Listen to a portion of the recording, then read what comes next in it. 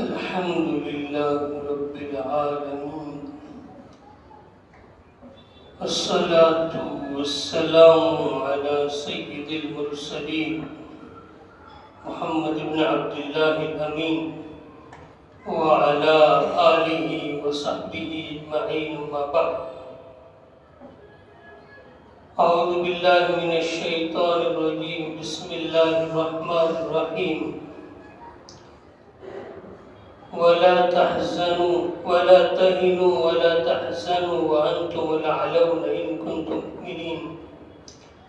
وقال تعالى: ولنبلونكم بشيء من الخوف والجوع ونقص من الأموال والأنفس والثمرات وبشر الصابرين الذين إذا أصابتهم مصيبة قالوا إنا لله وإنا إليه راجعون.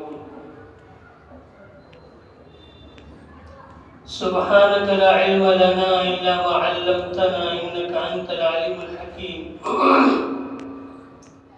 رب اشرح لي صدري ويسر لي أمري واحلل عقدة من لساني يفقهوا قولي. اللهم صل على محمد وعلى آل محمد كما صليت على إبراهيم وعلى آل إبراهيم إنك حميد مجيد.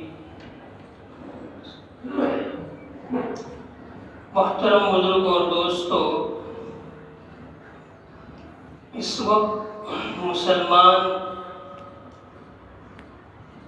پوری دنیا کے اعتبار سے عموماً اور ہمارے ملک کے اعتبار سے خصوصاً جن حالات سے گزر رہے ہیں وہ ہمارے سامنے ہیں. ہم اخبارات بھی پڑھتے ہیں اور سوشل میڈیا پر بھی ہر وقت لگے رہتے ہیں. ہمارے سے کوئی چیز ڈھکی چھپی نہیں ہے.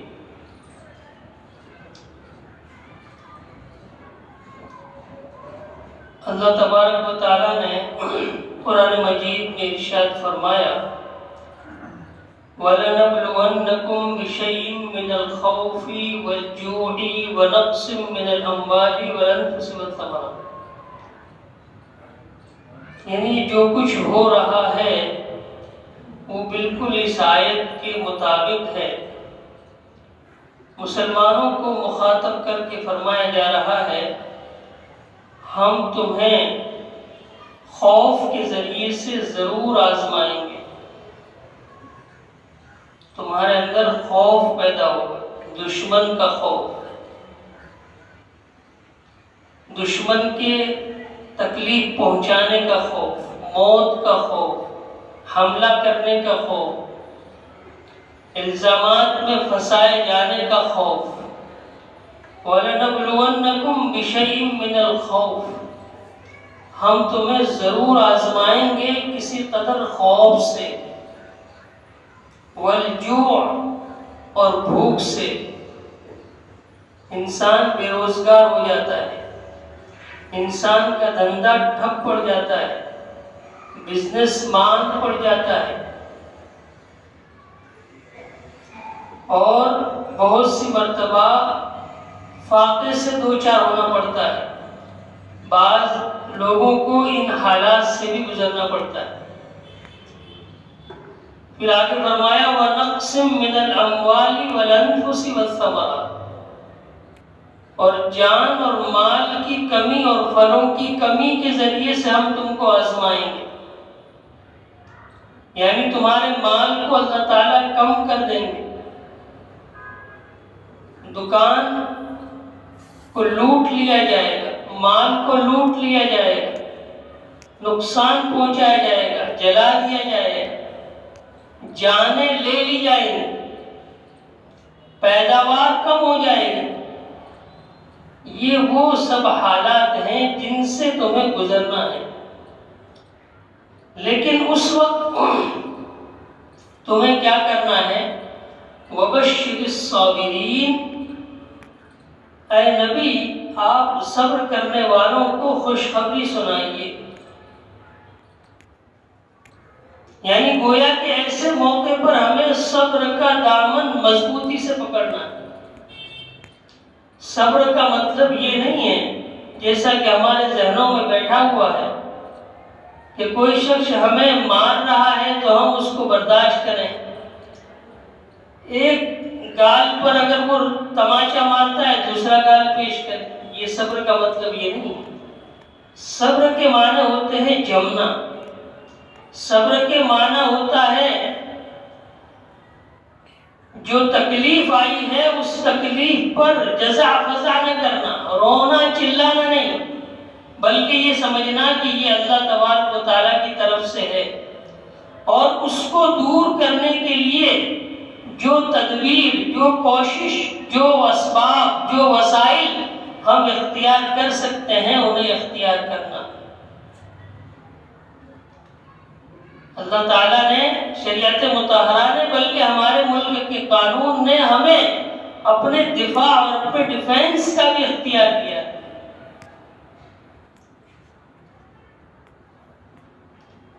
جن حالات سے ہم گزر رہے ہیں وہ حالات ہمارے سامنے ہیں، اور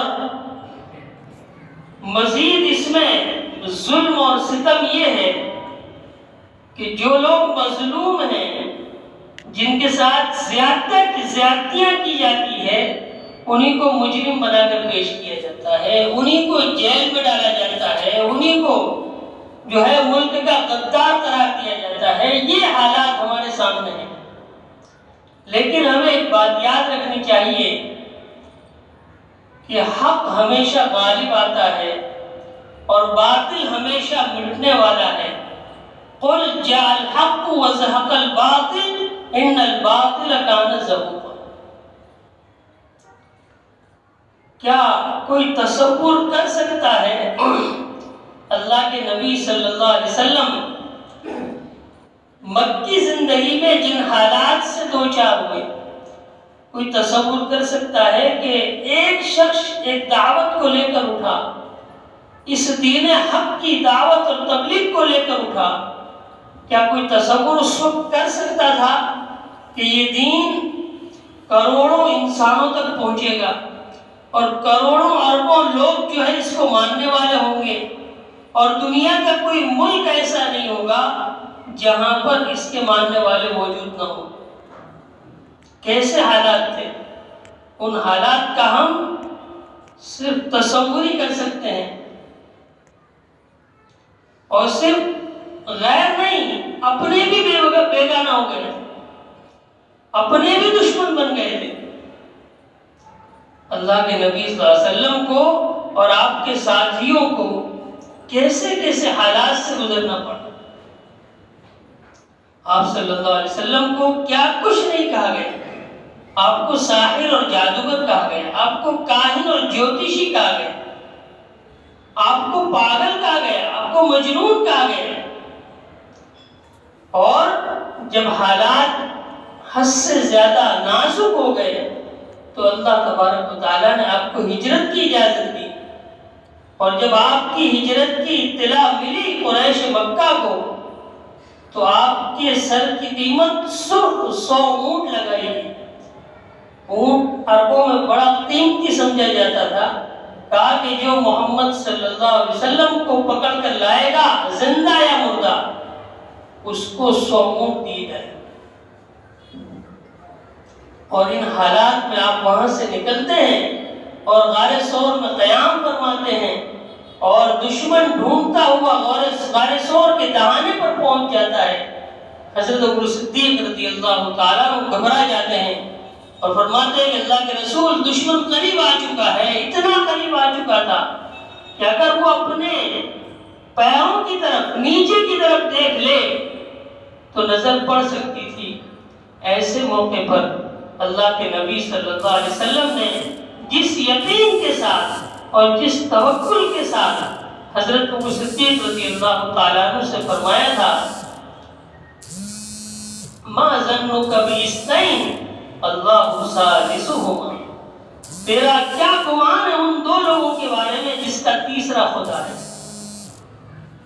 اور اللہ تعالیٰ نے قرآن مجید میں اللہ کے نبی صلی اللہ علیہ وسلم کے اس قول کو نقل فرمایا، لا تحزن ان اللہ معنا، گھبراؤ مت، اللہ ہمارے ساتھ۔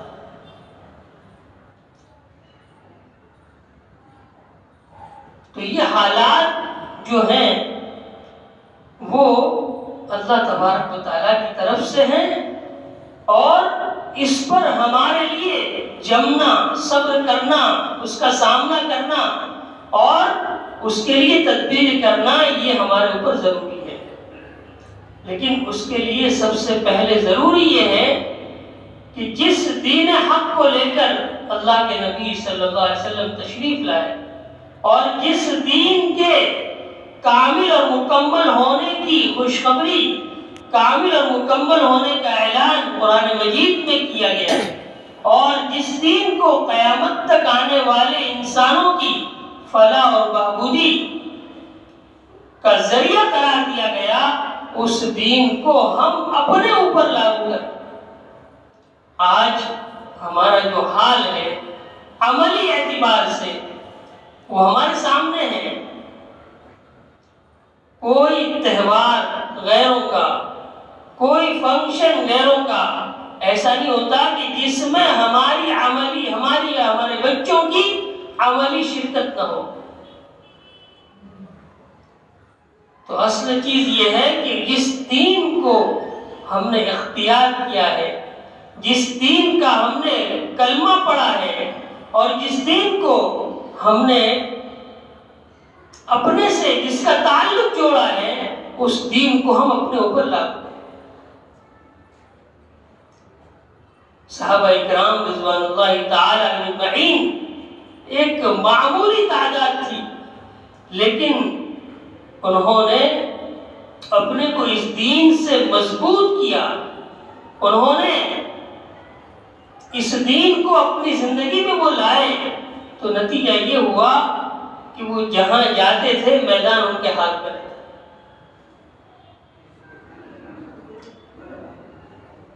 اللہ کے نبی صلی اللہ علیہ وسلم نے ارشاد فرمایا تھا کہ ایک وقت آئے گا کہ قومیں تم پر اس طرح ٹوٹ پڑیں گی جس طرح بھوکے کھانے پر ٹوٹ پڑتے ہیں، اور یہ وقت ہم دیکھ رہے ہیں۔